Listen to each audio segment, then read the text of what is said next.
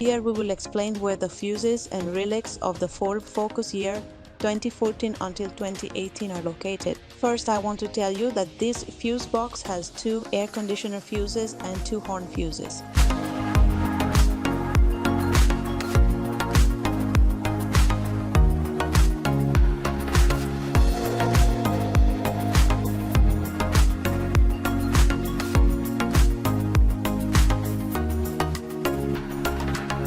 This fuse is air conditioning and is 10 amps.